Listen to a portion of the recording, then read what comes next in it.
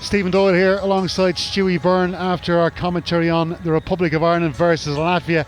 It's pretty banging here at the Aviva Stadium still, but we will plough on.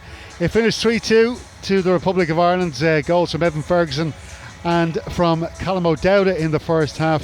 Latvia got a couple of goals before half time to make it 2-2, but Chidozie O'Benny struck with the winning goal to make it 3-2 in the second half, and that's how it finished. Let's start on the bad stuff, I suppose, first, Stewie. You were mentioning towards the end of our commentary there, a bit disappointing to see that Ireland are still very vulnerable around the edge of the box. Yeah, well, that lack of concentration, that lack of sort of not bringing trouble or on ourselves, it's still a problem for us. You know, we've seen it in the past in Luxembourg, Azerbaijan. There's been, games where we've been in control and then all of a sudden someone steps up. It seems to be quite repetitive, but 20-25 yards out and sticks one in the top corner because he's got time to get the shot away, and it was evident again this evening. Now I have to say the goal, Uldrich, is out of this world. It's 35 yards out and there's very little you can do about it, but it's still a pressing concern because the second goal is more of a worry. It's something that we've brought on ourselves. We failed to clear our lines in the box. Kind of two players are kind of coming together. The communication is poor. We don't get any purchase on the clearance, and all of a sudden 17 for Latvia, his name is escaping me now, is on the edge of the box and he's just banging one into the back of the net, and I just feel that that's a little seed in our head. It plants a seed in our head, and it's always there, and it's something that we have to eradicate sooner rather than later. Is that something bringing Josh Cullen into the team will sort? I think, I don't think it's as easy as that. I mean, fair enough, if Josh is playing, he occupies that central area and he has that sort of ability to read danger.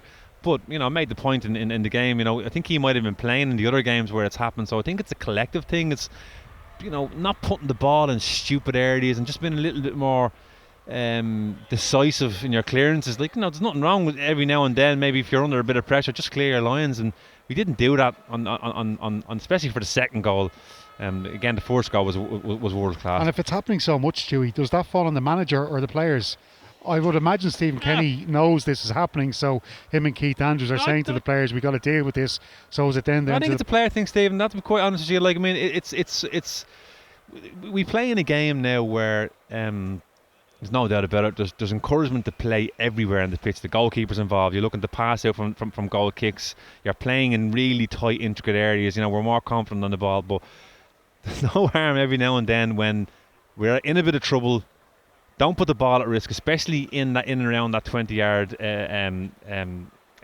area. Just be a little bit more sensible. Be a little bit more bit more old school, to be quite honest. There's no harm in it. I'm not telling players to go and welly the ball out of the pitch, but I just think we're guilty of being trying to play in silly areas, and we're getting caught out.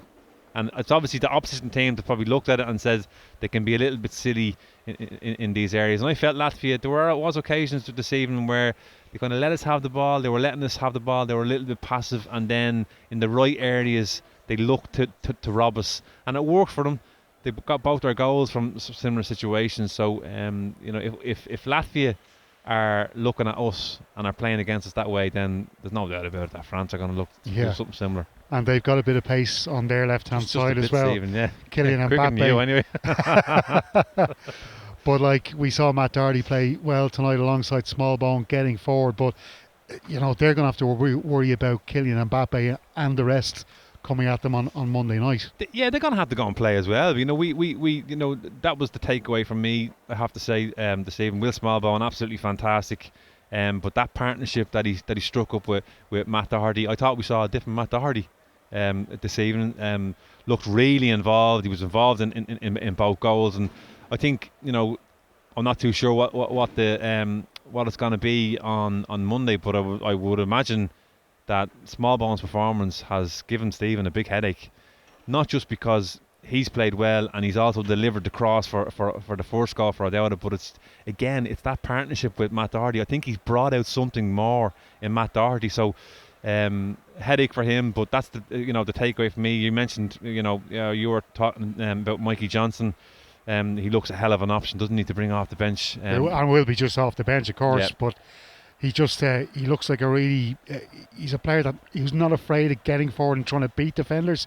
We don't see an awful lot of wingers these days trying to beat defenders. There's always a tendency with wingers to trying to check back and pass it back into the midfield. Yeah, I think the word might be overcoached, to be quite a terrible term, but it is. You can be overcoached, and he looks to me like he's just to get turned and goal players and just be a real not just a nuisance, but put the there's an old saying, put the mockers up defenders, which he does, because they just back off immediately, and he's done that this evening. He's 40 yards out, he's gotten torn, and he's run at the Latvian defenders, didn't know how to deal with it.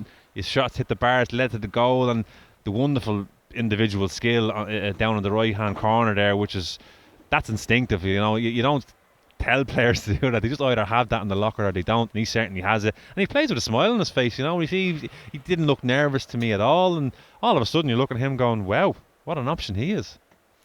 Looking at central midfield tonight, it didn't look like Ireland really got a hold of the ball and just not even doing anything in centre, but just being careful with the ball and protecting it, and that's something I suppose we'll be hoping Josh Cullen will be able to do on Monday night when he comes back in. Yeah, it might have been a game for the manager to say, I'm going to let that one go. I know it's a silly thing to say, but not going to put too much emphasis on that, because I know Josh is going to come in there, he'll do a job. We need to focus on other areas of the pitch and how we can get combinations going that's going to create opportunities for us. And I thought we had that in the first half, and certainly in the second half as well. And they came from different areas of the pitch. You'd argue that in the first half, the good combination play between Smallbone and Doherty, good movement from Evan Ferguson, Obafemi as well. The little balls down the channels. We certainly got players into areas to get strikes away, but for last-ditch Latvian tackles. So that tells you're creating opportunities. And then the chances in the second half came probably more so from individual players like Mikey Johnson coming on and has shown a little bit of energy and a little bit of something about him to kind of go at players. So there's good options, good takeaways. I suppose people are walking away. I'm walking away not too worried about the 2 goals. Oh, well, there's a little seed in the back of my head. Worried about the two goals we conceded, but I'm more kind of going, do you know what? I think we might be in good shape for Monday. Evan Ferguson, you mentioned his name. That's the first time we've mentioned his name in this post-match chat. Who? We spoke about all the pressure that would be on him coming into this game. FAI were tweeting pictures of his starting jersey. Number 19, of course, Michael Obafemi still has the number 9 shirt. They're hardly going to give him the number 9 shirt, really. Well, I saw it first, actually. I thought it was the number 10 shirt. I was like, he's not going to be a number 10, is he? Anyway, he's got the 19 shirt. He's scored his first international goal the night of his first start. How important is that for him? Oh, huge, especially for strikers, and considering the form that he's in as well. And he has. I suppose there's a lot for him to do, Stephen. I think you need to be careful about it as well. Kind of saying in commentary, he needs to be allowed to make mistakes. Regardless of what age you are, there has to be a certain amount of forgiveness for making mistakes. When you're 18 years of age, he needs a lot of room, because I do think he certainly has something, and people don't need me to say that. He's shown at the top level in the Premier League that he's got it all right. It's whether he can go from being how would you describe it at the moment, a player in form, a top player, to a really, really top player. We could have a gem on our hands here with this guy, and we're all part of his development, and we can only hope he goes on to fulfill every potential that we hope he can be. But I'll take a goal off him on Monday. Yeah, exactly. And he got a goal tonight just outside, because we got a chance here tonight to see his general play. You get to see the whole pitch. What else did you see that you liked apart from scoring the goal?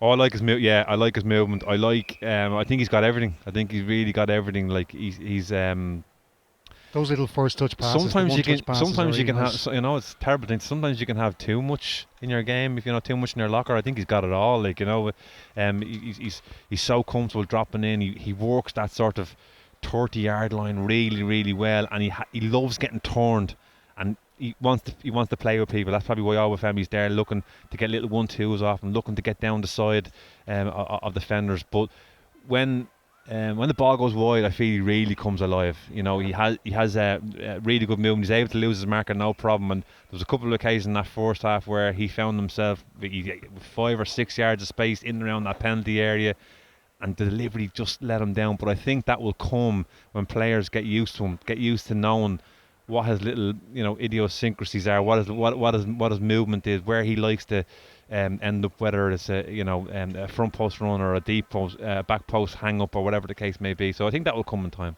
And just to finish, Stewie, because going into a big game like France, and Irish players might be thinking, oh, this is France, they're in the World Cup final, they've got Kylian Mbappe, they've got Upamecano, they've got Kanate, Griezmann, they've got all these superstars.